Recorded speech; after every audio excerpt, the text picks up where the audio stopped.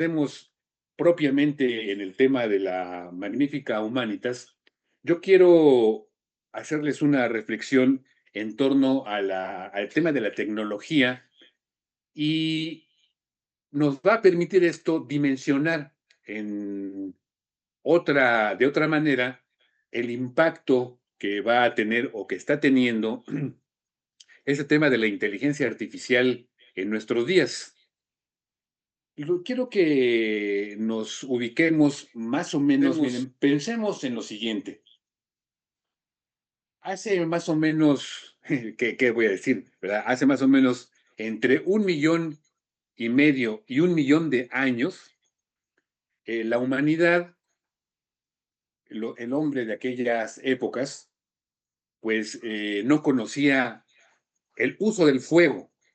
Sí conocían el fuego porque pues seguramente en muchos entornos pues había incendios, su presencia estaba ahí, pero no lo dominaban, no lo dominaban.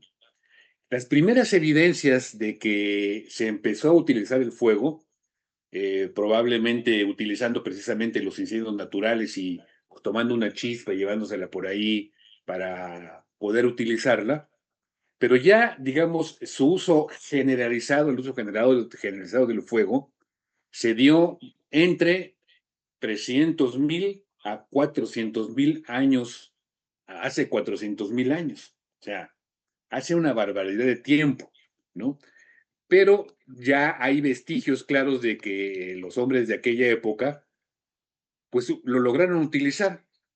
Y ustedes dirán, bueno, ¿y qué tiene que ver el fuego con esto de la inteligencia artificial?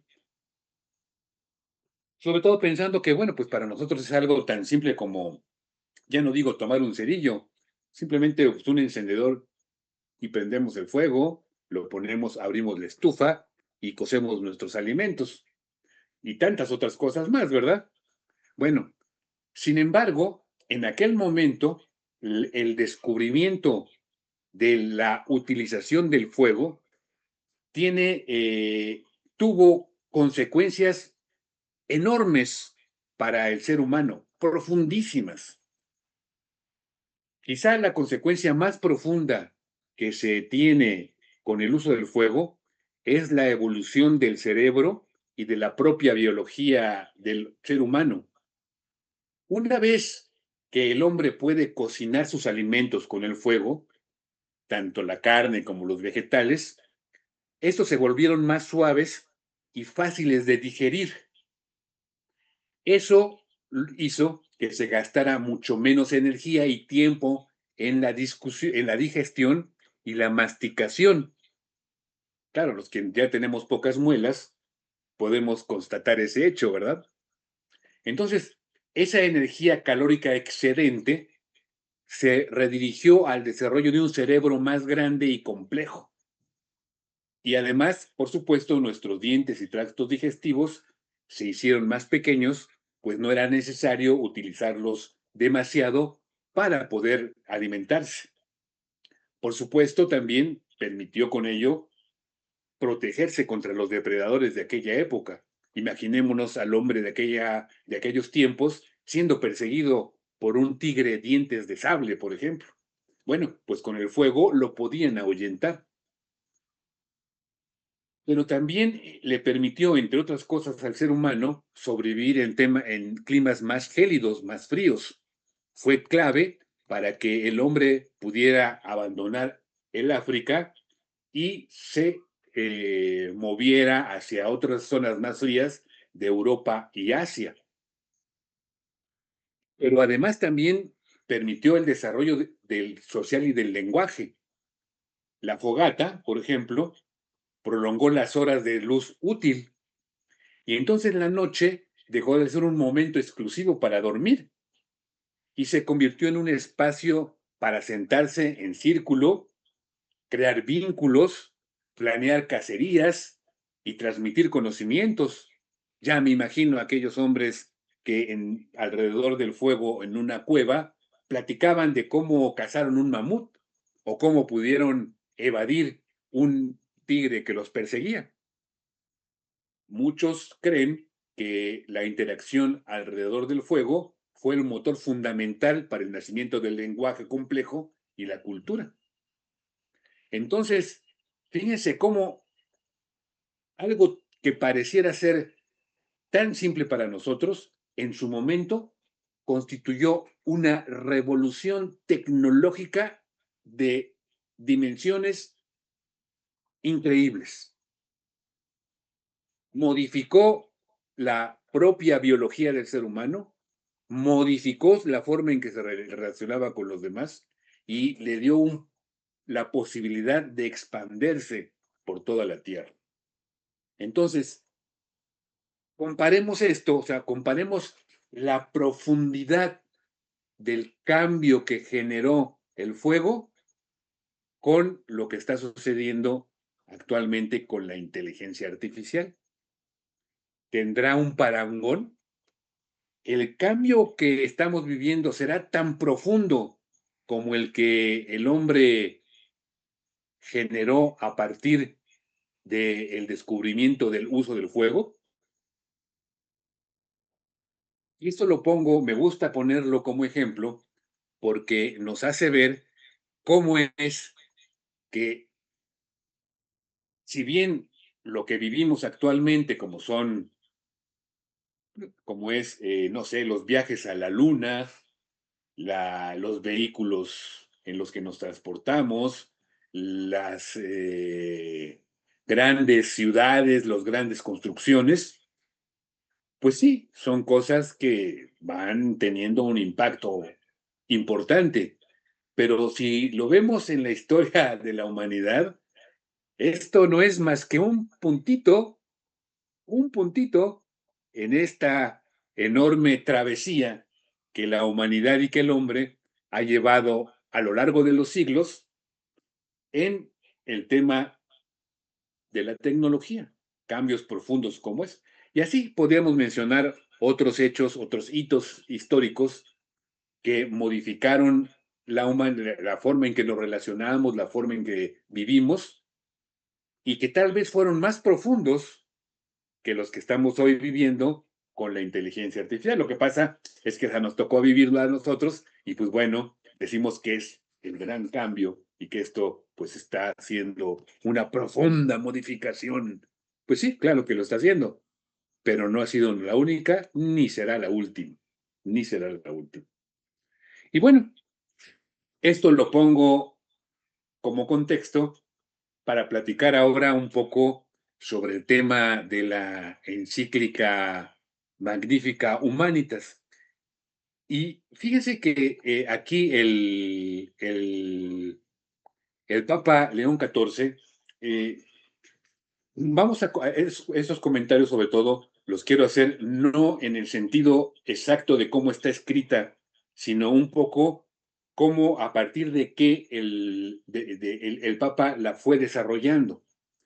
Y miren, en la encíclica, el Papa hace una referencia bien interesante sobre dos hechos que están en la Sagrada Escritura, en el Antiguo Testamento, que básicamente es la reconstrucción del muro en la ciudad de Jerusalén por Nehemías, o sea, el muro de Nehemías, y por otro lado, la Torre de Babel, la Torre de Babel. Históricamente, primero es la Torre de Babel y luego lo de Nehemías. Pero como aquí no estamos dando clases de historia, sino una reflexión, vamos a comentar primero el tema de el muro de Nehemías. Entonces, para entender qué es esto de la reconstrucción del muro de Nehemías, hay que irnos a más o menos 500, entre los 500 y 600 antes de Cristo. La ciudad de Jerusalén había caído, estaba, digamos, el imperio, todo el reino de Judá, pues era parte, digamos, era sufragante del imperio babilónico. En esa época, en esos años, hubo toda en esa zona, y bueno, pues parece que eso no deja de suceder hoy también, ¿verdad? El reino de Judá era un estado vasallo de Babilonia. Y entonces hubo ahí muchas grillas internas, ¿no? Ahí entre ellos. Y querían hacer una alianza con Egipto para rebelarse con los babilonios. Y entonces, pues hay un conflicto y la respuesta de Babilonia fue implacable. Un asedio que sitió la ciudad por mucho tiempo, provocando grandes desastres y, por supuesto, la destrucción de los muros de la ciudad. Este, Reyes, sacerdotes y falsos profetas prefirieron mantener sus privilegios y discursos optimistas antes que escuchar las advertencias que les daba el profeta Jeremías. Con el tiempo, qué es lo que sucede y quién es Nehemías? Bueno, después de ya que los israelitas están allá, un personaje que vamos a decir en términos actuales, era un laico, era un servidor del rey de Babilonia y pues logró su confianza y le pide a este rey de Babilonia el regresar a Jerusalén le permita ir a reconstruir los muros de la ciudad. Y eso de los muros de la ciudad era muy importante, sobre todo porque en aquella época las ciudades necesitaban tener, pues, un muro en su alrededor que les permitiera protegerse de los ataques externos de los otros pueblos. Ni tenerlo, pues, los hacía, pues, un poco sentirse vacíos y lejos de su propia identidad. Entonces, lo que hace Nehemías es que hace un llamado que, insisto, era un laico, en términos actuales, ¿verdad? Y convoca al pueblo que vivía en Jerusalén a que todos se pusieran a trabajar juntos para reconstruir el muro. Sí, y si ustedes leen el libro de Nehemías, que léanlo porque está muy bonito, o sea, él mismo va diciendo el nombre de las personas que se pusieron a reconstruir la parte del muro que tenían enfrente de su casa. Y entonces, en un acto diríamos hoy, desde la doctrina social de la Iglesia, en una acción de solidaridad entre todos los vecinos, se pusieron a construir el muro y lo logran reconstruir. Después hay otros sucesos que ya no nos referiremos a ellos, simplemente dejaremos por sentado que es precisamente el trabajo que en conjunto todos los habitantes de la ciudad hacen para, de manera solidaria y sobre todo cada quien entendiendo que es su obligación participar, que es construir el bien común el que los lleva a hacer esto. Entonces, esa es la primera parte que hay que tomar en consideración cuando leamos la encíclica. Pero luego el Papa contrasta este esfuerzo de Nehemías para construir los muros, para proteger, restaurar la justicia y reconstruir una comunidad. Dice, por otro lado tenemos la Torre de Babel, que representa el proyecto opuesto, la construcción de una estructura colosal basada en el orgullo, la autosuficiencia tecnológica, ojo, y el deseo de rivalizar con Dios. Entonces, para entender por qué hace este contraste, hay que igual ubicarnos más o menos en el tiempo al que se refiere esto de la Torre de Babel. También, ahí en la zona de Mesopotamia, se construían unos edificios que se llamaban figurats. Y esos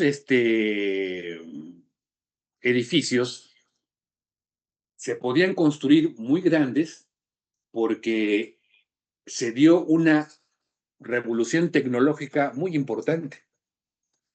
De hecho, el mismo texto bíblico dice así: se dijeron unos a otros, vamos a hacer ladrillos y a coserlos al fuego.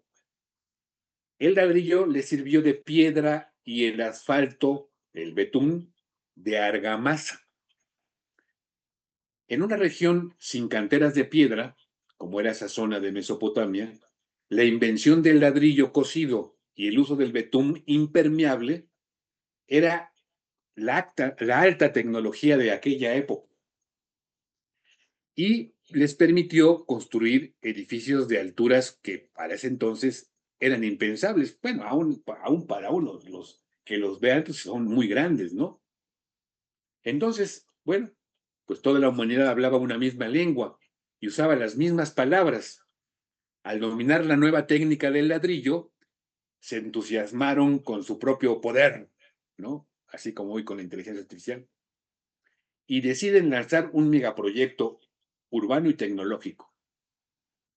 Dice, vamos a edificarnos una ciudad y una torre con la cúspide en los cielos y hagámonos famosos para que no nos dispersemos por la superficie de la tierra. Y entonces el motor de la construcción no fue la necesidad, sino el orgullo de querer hacerse un nombre y el miedo a la vulnerabilidad, evitar la distorsión. Bueno, y entonces el relato, toma un poco un tono, digamos, irónico.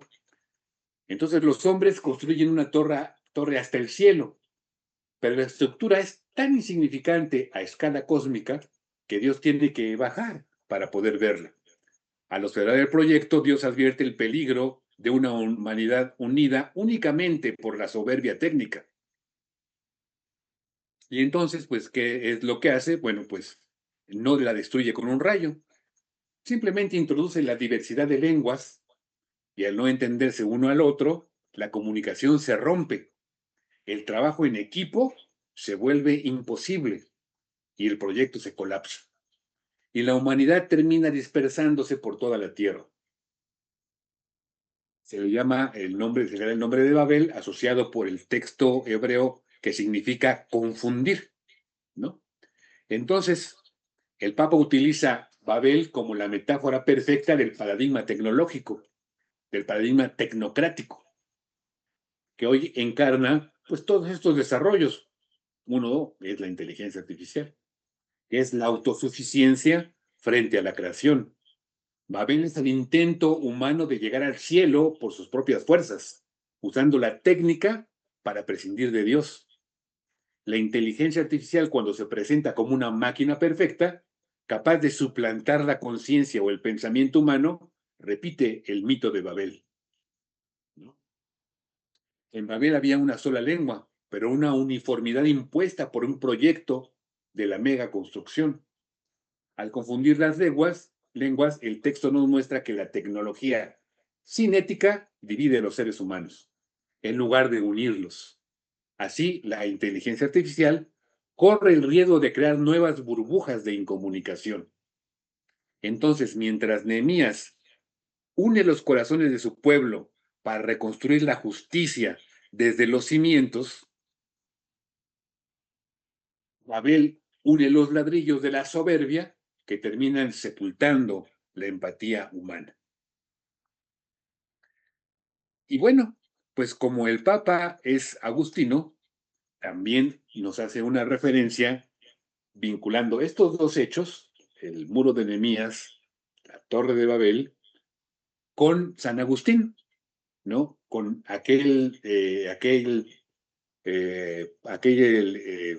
idea, aquel planteamiento filosófico, teológico que hace de las dos ciudades, ¿no?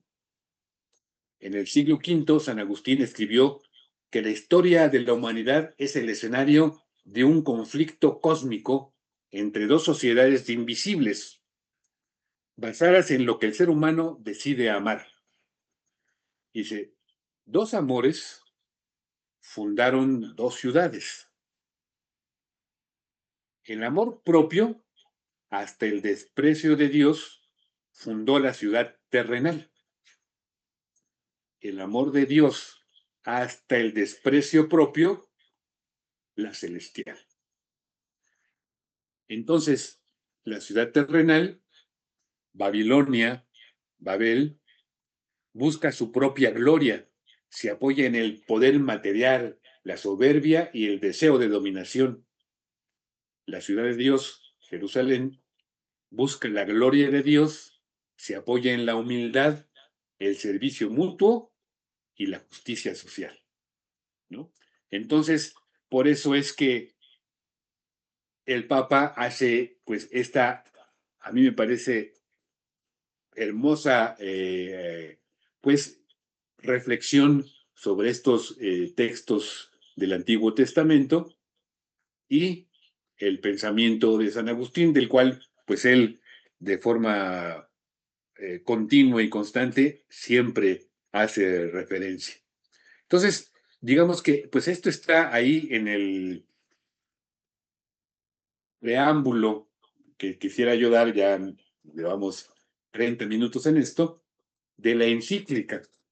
Y bueno, dirán, ¿y cuándo nos vas a hablar de la encíclica? Bueno, pues allá vamos exactamente. Entonces, déjenme aquí ponerles la presentación que preparé, en la que, pues, trato de hacer un repaso, insisto, es un repaso general. No pretendo que lo podamos, pues, ver absolutamente, ¿no? O sea, que todo lo que contiene la encíclica, sino más bien una motivación para que, pues, todos nos demos a la tarea de leerla, pues, bajo también estos aspectos que les he platicado y que ojalá, pues, los tengan presentes cuando la vayan leyendo. Entonces, la carta encíclica Magnificat Humanitas es el pensamiento de su santidad León XIV sobre la relación entre la humanidad y la técnica en la era de la inteligencia artificial. Y como decíamos al principio, si bien ese es el gran tema que todos los medios han querido destacar, el Papa en la encíclica se refiere principalmente y de forma destacada en la centralidad de lo humano. Es ahí donde pone el énfasis, es ese punto el que quiere hacernos reflexionar. El foco de la encíclica es la dignidad humana, es lo humano. Y eso, pues, ubica la prioridad pastoral que tiene el Santo Padre. El estudio léxico de la encíclica demuestra el claro predominio de la persona por encima del factor puramente técnico. Y miren, les voy a mostrar este análisis que hizo la publicación de la Arquidiócesis de México, que es Desde la Fe. Ellos hicieron una revisión de el número de menciones de las palabras en la encíclica y que nos hacen ver, pues, cuál es lo que motiva al Santo Padre a hablarnos. Entonces, miren, los términos más mencionados son humanidad y humano. Presentas 3 menciones. La palabra persona es referida 188 veces. La palabra dignidad, 99. El concepto verdad, 94. Y el término inteligencia artificial o IA, 74. ¿Sí? Entonces, ahí podemos observar cuál es la prioridad que tiene el Papa en la encíclica. Y bueno, el capítulo primero es un capítulo que todos quienes les interese o quieran tener una referencia rápida, digamos, de la doctrina social de la Iglesia, hay que leer este capítulo, porque hace un recorrido fabuloso por toda la doctrina social de la Iglesia. Revisa todos los documentos, reflexiona sobre ellos, nos da una visión pues, muy actual. Está fabuloso ese capítulo. Bueno, todo, pero este en particular a mí me gustó mucho. Y yo los invito a que lo lean, pero descubramos esto que les puse aquí en la lámina, que dice el Papa sobre la doctrina social. Y esto es bien interesante. Dice, la doctrina social de la Iglesia no es un conjunto estático de conceptos. No son conceptos estáticos. Dice, sino un corpus vivo de verdades. Corpus vivo de verdades. Y esta parte es hermosa, que custodia e interpreta la vocación de la humanidad a una vida plena y justa. Entonces, esta reflexión que hace sobre la doctrina social a mí me parece fabuloso porque nos hace ver, miren, que a veces no es tan sencillo entenderlo, porque uno pudiera pensar que, bueno, pues las verdades dichas están y son inamovibles, pero él señala que no son un conjunto estático de conceptos. Y este término nos ayuda a entenderlo, corpus vivo. Nosotros, cualquier ser humano, cualquier ser vivo, es el mismo ser desde que es concebido hasta que muere. Es el mismo ser. Sin embargo, con el tiempo, evidentemente, nos vamos transformando y vamos cambiando. Así la doctrina social es un corpus vivo. Es un corpus vivo que pues va respondiendo a las inquietudes de cada momento histórico, pero más allá de eso, dice, custodia e interpreta la vocación, o sea, lo que la humanidad quiere hacia una vida plena y justa. Entonces, yo creo que esto le da una dimensión muy interesante, muy particular a la doctrina social de la Iglesia. Luego, en el siguiente capítulo es una reflexión profunda sobre la dignidad inalienable de la persona. Vamos enseguida a hacer una reflexión más detallada. Solamente aquí destaco el arranque, porque yo creo que el segundo capítulo es la parte central de la encíclica. Y versa sobre esto. Dice, la dignidad fundamental de cada persona no se adquiere, no debe ganarse, ni tiene que ser demostrada. Le corresponde a cada persona humana más allá de toda circunstancia. Y cuando dice más allá de toda circunstancia, pensemos en las circunstancias más terribles que pueda tener un ser humano, el comportamiento más espantoso que se nos ocurra, o la situación más difícil. Y hablamos desde un asesino hasta un migrante, porque ahora resulta que si eres migrante, pues como que la dignidad está en entredicho, ¿no? Más allá de toda circunstancia. No se adquiere, no se gana, no se demuestra. Le corresponde a cada persona más allá de toda circunstancia. Entonces, vale la pena hacer una reflexión sobre esto, los fundamentos éticos de la persona, la solidaridad y el bien común. Entonces, la dignidad no es un atributo añadido ni una cualidad externa, sino la expresión ontológica de lo que significa ser humano. En la filosofía personalista se sostiene que la dignidad es intrínseca al ser, define nuestra existencia antes de cualquier rol o función social. Entonces, es la expresión ontológica de lo que significa ser humano. Es parte constitutiva de su ser. Sin dignidad no podemos pensar en ser humano. Y por supuesto, el sujeto es irreductible. La persona tiene un valor absoluto por su propio ser, no por sus funciones ni por sus roles en la sociedad. Y así, la persona es un fin, nunca un medio.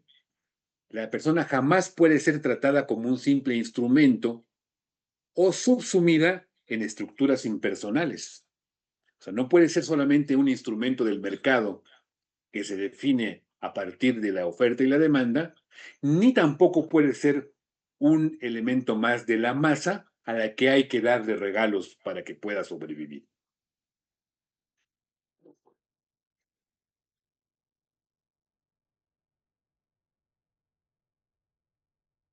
Entonces, la dignidad es previa a todas las leyes sociales. No se agota en el aislamiento individual, se despliega en la apertura relacional. En esto que o sea, el Papa, entonces Karol Wojtyla lo señala de forma muy interesante en Persona y Acción. O sea, la persona cuando se relaciona con los demás, cuando actúa con los demás, despliega esta apertura relacional que precisamente manifiesta esa dignidad personal. Por supuesto, no requiere de reconocimiento jurídico, político o social. El Estado no la otorga. Y por supuesto, tiene una exigencia ética, que es reconocer al otro siempre como un fin en sí mismo. Afirmar así la dignidad requiere llevarla a la práctica, traducirla a la práctica, en estructuras sólidas de solidaridad, justicia y respeto mutuo en toda la sociedad. Entonces, afirmar la dignidad entonces requiere llevarla a esa práctica, estructuras de solidaridad, justicia y respeto. Y así vamos al concepto de libertad, que es la capacidad inherente de la persona para autodeterminarse y tomar decisiones morales independientes. Y esa libertad tiene como, no digo contraparte, sino que tiene como consecuencia la responsabilidad, la llamada de esa autodeterminación a realizarse siempre en profunda comunión y respeto hacia los demás. Esa interacción del yo con los otros yo es lo que lleva a esta comunión social. Y entonces, la solidaridad es la consecuencia directa de reconocer la dignidad de los demás. Entonces, la solidaridad no es meramente simpatía. Es que me cae muy bien, qué bonito. Ay, qué pobrecitos. No, es el compromiso activo donde la persona se afirma ayudando a que el otro viva plenamente su dignidad. O sea, fíjense, compromiso activo. Esto es la acción donde la persona se afirma, fíjense, o sea, la persona se realiza ayudando a que el otro viva su propia dignidad de manera plena. Eso es la solidaridad. Y la subsidiariedad se puede decir que es la traducción política de la dignidad humana.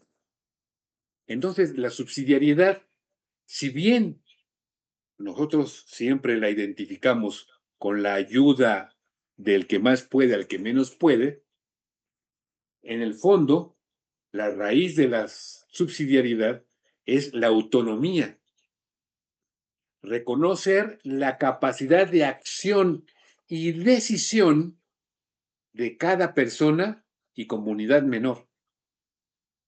Esto es la capacidad de libertad, por eso hablábamos de libertad. Entonces, la subsidiariedad implica eso, implica respeto y promoción de la capacidad de acción y autodeterminación del otro o de comunidades menores. Por eso, el Estado y las comunidades mayores deben apoyar a las comunidades sin sustituir nunca su libre iniciativa, la posibilidad de que logren esa autonomía propia. Y bueno, desembocamos así en el bien común, que no es la suma de intereses individuales. Y fíjense, es el conjunto de condiciones sociales que permiten florecer la dignidad, que permiten que la dignidad florezca, se manifieste y las personas logren sus fines. Toda sociedad justa, dice aquí, debe orientarse a este horizonte ético, inseparable de la solidaridad y el respeto a la autonomía, que es la subsidiariedad. Entonces, pues de esta forma, integramos la tríada personalista, la solidaridad, que es el vínculo que une los destinos de las personas en mutua asistencia, la subsidiariedad, que es el respeto a la iniciativa, creatividad y autonomía social e individual, y el bien común es el horizonte compartido donde toda persona puede florecer. Y bueno, quise detenerme ahí porque pues, es el punto central de la reflexión del Papa. Y en el capítulo tercero, pues entra ya un poco al tema de la inteligencia. Las denominadas inteligencias artificiales no viven una experiencia, no viven esta experiencia que acabamos de hablar, esta experiencia de la profunda dignidad del hombre. No poseen un cuerpo, no pasan por la alegría y el dolor, menos tienen una conciencia moral, ¿no? Son los límites de las máquinas, son los límites que tiene, hoy hablamos de la inteligencia artificial o de las supermáquinas que seguramente existirán en un futuro no muy lejano.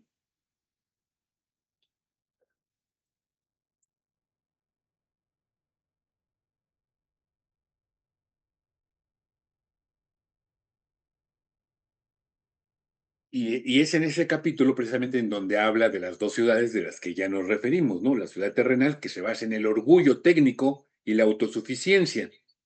Solo que yo lo quise poner al principio porque a mí me parece que es, digamos que, el hilo conductor. Basada en el orgullo técnico y la autosuficiencia, produce confusión. Y la ciudad de Dios, que está basada en el amor, en la humildad y la justicia, y produce comunión. Entonces, una produce confusión, la otra produce comunión. Luego, en el capítulo 4 nos habla de la trascendencia humana. Y como punto de referencia, insisto, léanlo porque dice muchas cosas más. Debemos aprender a prescindir no solo de la inteligencia artificial, en general, pues, de todas esas tecnologías que nos rodean y proteger a nuestros jóvenes de la promesa de la máquina perfecta, de esa sutil seducción que hace parecer inútil el pensamiento humano. Y me gusta la expresión sutil seducción, que pareciera ser que nos dicen, pues ya no pienses que lo haga una máquina, la inteligencia artificial, ¿no? Los grandes riesgos que nos señala el Papa, creer que la máquina es perfecta e infalible, ¿no? hacer inútil el pensamiento humano y proteger a los jóvenes de la dependencia digital. Debemos aprender a prescindir de la inteligencia artificial y proteger nuestra capacidad crítica. Nuestra capacidad crítica, esto es, nuestra capacidad de juzgar, de pensar. La técnica, como el fuego, como los ladrillos de la Torre de Babel, es un instrumento y no es el director de la vida. Y finalmente, con eso también quisiera cerrar ya, porque ya llevamos 50 minutos. El capítulo quinto, pues es un cierre fabuloso, fabuloso. Hay que leerlo con cuidado, con detenimiento. Ahora sí que gozar con esa lectura. Habla de la civilización del amor, ¿no? Y simplemente yo quisiera decir al respecto y cerrar con esto, ¿no? El Papa León XIV nos dice, la civilización del amor no es una utopía ingenua, no es algo, sí, la civilización del amor allá, ¿no? Allá en el limbo. No, no, no, no, sino un proyecto exigente. Ojo, es un proyecto que nos pide compromiso, que nos exige y consiste, fíjense lo que dice de la civilización del amor. ¿En qué consiste la civilización del amor? Consiste en traducir la caridad, esto es, el amor, al principio de su pontificado, la primera frase que dijo, ha llegado la hora del amor. Entonces dice, construir consiste en traducir la caridad en estructuras de justicia. Eso es la civilización del amor. No es una utopía, es el compromiso urgente que tenemos todos para trabajar bajo el modelo de Nehemías en la acción comunitaria, unirnos para proteger lo humano, sanar el tejido social fragmentado y la dignidad, poner al vulnerable en el centro. Bueno, pues muchas gracias. Con esto, pues cerraríamos esta parte de mi intervención. Y pues bueno, pues abrimos los micrófonos. Déjenme aquí habilitárselos a todos para que conforme vayan levantando la mano, pues puedan platicar. Miren, no necesitan preguntar, pueden hacer una reflexión, decir, oigan, pues a mí me gustó, yo ya la leí, me gustó tal parte, a mí me interesa tal, o preguntarnos algo, ¿no? Igual y no le respondemos, pero bueno, pues ya lo preguntaron, ¿no?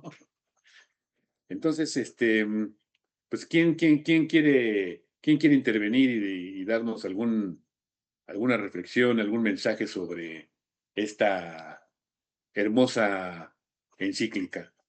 Pues Sara, ya cada quien puede abrir su micrófono. Nada más acuérdense de cerrarlo cuando termine. ¿Qué tal, Rafa? Buenas noches. Mira, mi intervención es en el siguiente sentido. Estamos compartiendo también en Facebook este programa. Hay algunas personas conectadas de ese lado. Pues mandarles por aquí un saludo y agradecerles su asistencia y participación. Por supuesto, a los que nos acompañan también hoy en la sala, les agradecemos mucho pues que estén aquí acompañándonos en esta reflexión sobre este documento. Oye, estaba yo pensando al respecto de los diferentes puntos que abarca el documento. No sé si fuiste pasando todas tus láminas o solamente se quedó como pasmada en la primera. No sé si ¿Por qué no me fuiste, dijeron? porque pensé que a lo mejor era yo. Ahí está Miguel, muchas gracias.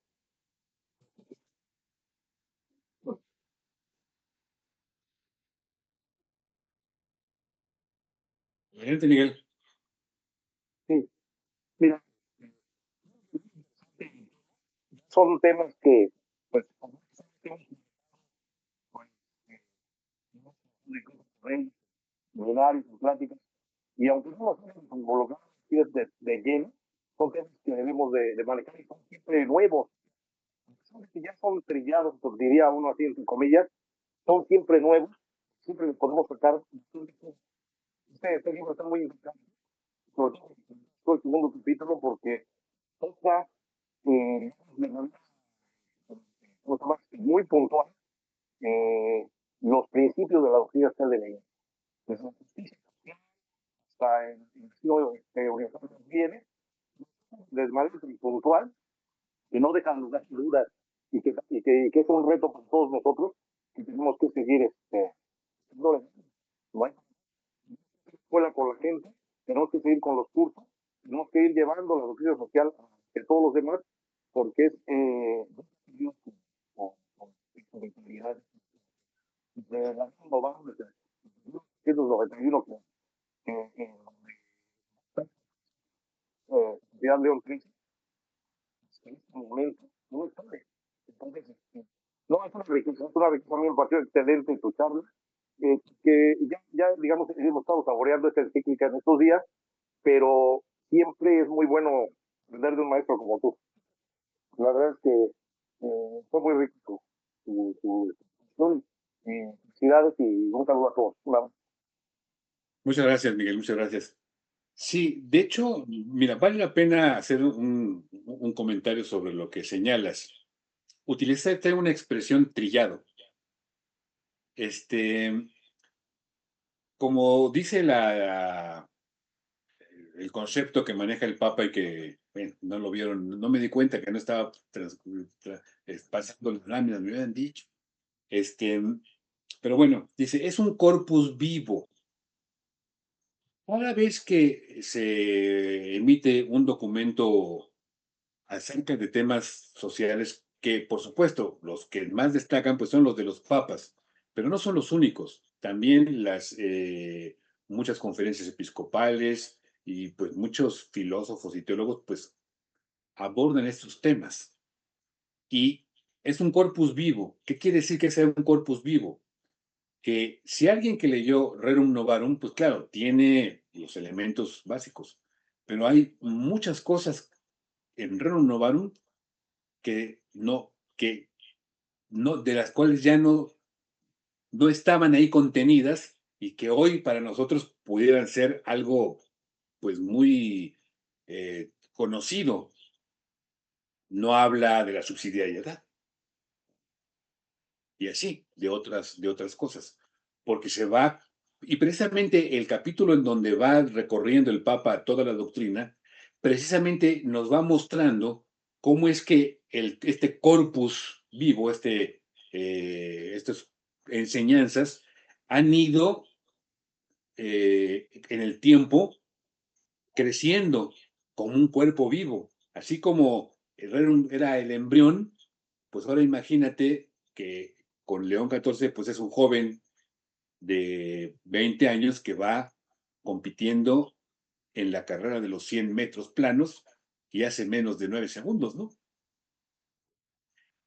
Insisto, no es lo mismo. Y las reflexiones en torno a las realidades van haciendo precisamente que este corpus vaya enriqueciéndose y vaya creciendo a lo largo del tiempo y vaya iluminando nuevas realidades, como esta, en este caso muy en particular, la nueva realidad de la inteligencia artificial, pero siempre regresando a lo básico, ¿no? Que es la dignidad. Y además ante circunstancias que en otro momento pues no eran tan destacables como el fenómeno, por ejemplo, de la migración, que hoy está en el centro de los comentarios y de muchos políticos que utilizan esto pues como un ariete para su propio beneficio. Bueno, y digo este tema porque es un tema muy mediático, no es el único, por supuesto, hay mucho más. Entonces, esa es, yo creo, la gran riqueza que tiene la doctrina social, que no es algo estático, no es algo que se dio y ya, sino es algo que ha ido creciendo con el tiempo como este corpus vivo que va creciendo, que va desarrollándose y que va iluminando las realidades sociales de cada época. Pero muchas gracias por su intervención, muy amable. Bueno, ¿alguien más que quiera por ahí hacer algún comentario? De los que tienen aquí su video abierto, Lorenzo, Felipe, Si me permiten. adelante. No me he dado el tiempo para leerla completa, pero pues ya hiciste un resumen, digo, esa capacidad que tienen los Funes de resumen, y hay que reconocerlo. Pero hay que leerla, porque yo la empecé a leer desde la introducción y la verdad es que no tiene nada de desperdicio. Y tú mismo nos estás diciendo en el capítulo 5 que hay que leerlo con detenimiento. La verdad es de que, digo, yo quiero felicitarte por esta exposición que nos ayuda, porque con esto que andamos queriendo dar los cursos de doctrina social de la iglesia, de esta encíclica sale el curso de doctrina. Claro, hay que prepararlo bien, con detalle, y con este nuevo tema de la inteligencia artificial que, que lo comentas, ¿no? No es la máquina perfecta, ¿no? Y que no se nos olvide que nosotros tenemos que seguir criticando, pensando, juzgando, discernir para poder seguir teniendo esa capacidad, esa dignidad. En fin, es todo un tema, hay que prepararlo, ahí te estaremos buscando y con Sara, bueno, pues estaré platicando y hay que preparar un curso con esta encíclica que pues, es Doctrina Social de la Iglesia Plena y con el tema de inteligencia artificial. Gracias y felicidades a ti, Rafa, y a todos los Funes. Ahí anda por ahí el padre Miguel. Gracias. No, muchas gracias. Pues sí, lo que les decía es que realmente la encíclica, digo, los que hicimos la maestría, pues digo, como que la lean y se la sepan de memoria, ya deben de darles el título. De verdad, o sea, es un recorrido histórico, es una reflexión de todos los principios y es un enfoque a la realidad, o sea, pues no sé qué más necesitamos.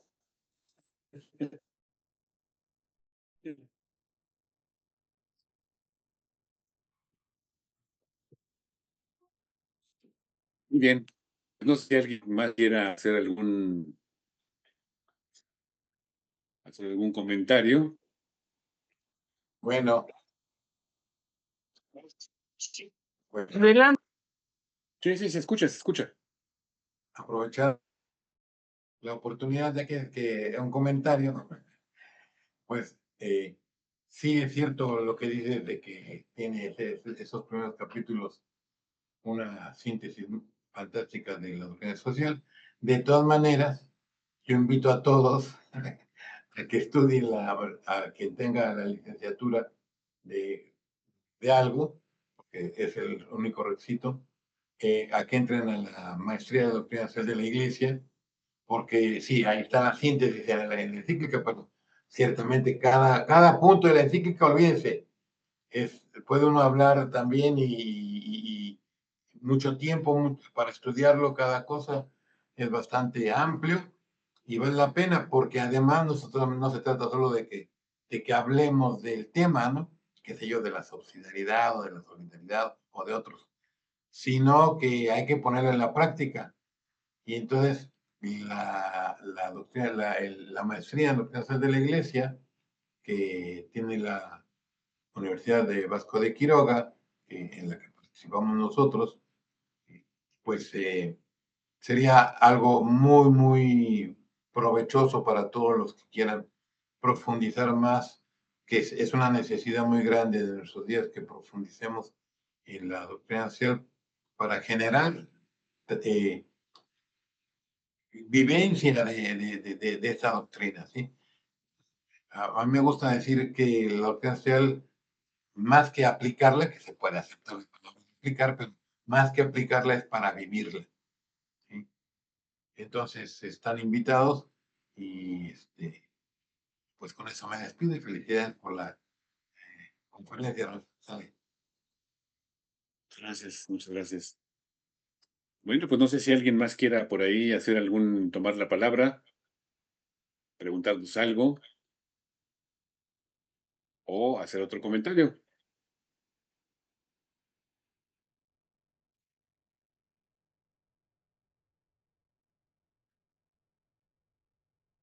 Bueno, pues únicamente agradecerles su atención. Lástima que mi presentación no se pudo ver, pero bueno, espero que se haya entendido el rollazo que me eché. Y nos vemos dentro de 8 días aquí en Diálogos que Transforman. Y no olviden, quienes estén pensando por ahí inscribirse a la maestría, es el momento, ahorita está el momento para inscribirse. Son coloquiaturas muy accesibles y con reconocimiento de validez oficial, o sea que obtenemos nuestra cédula profesional de la maestría. Entonces, muchas gracias por acompañarnos el día de hoy, por estar aquí con nosotros y nos vemos en 8 días aquí en Diálogos que Transforman. Buenas noches. Gracias, excelente todo. Bye. Buenas noches.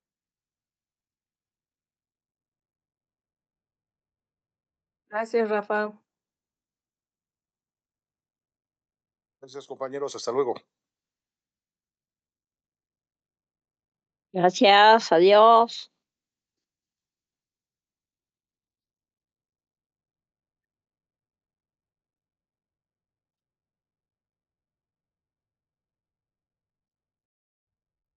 Muchas gracias y buenas noches. Estuvo muy bien la conferencia, Muchas gracias, buenas noches. muy ilustrativa. Muchas gracias. Buenas noches.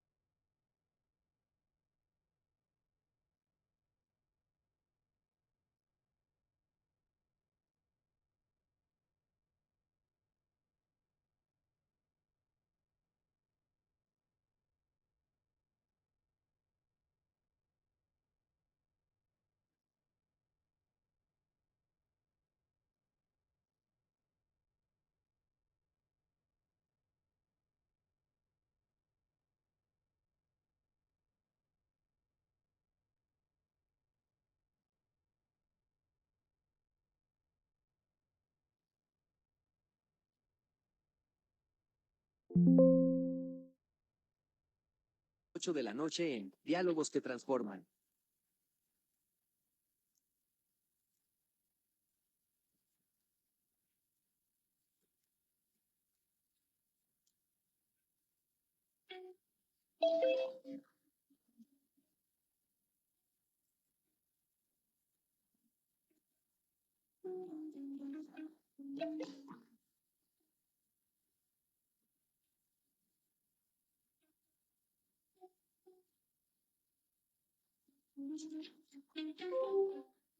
Acompáñanos cada semana a las 8 de la noche en Diálogos que Transforman.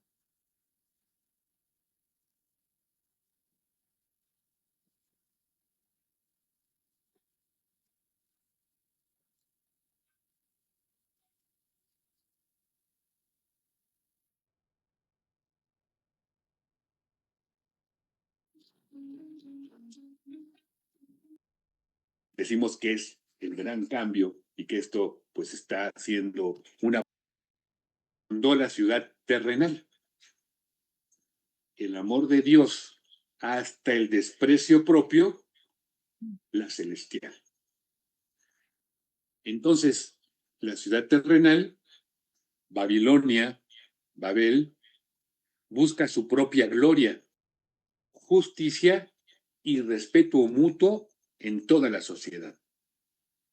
Entonces, no es una utopía ingenua que este corpus vaya enriqueciéndose y vaya creciendo. Solidaridad o de la solidaridad o de otros, sino que hay que ponerlo en la práctica.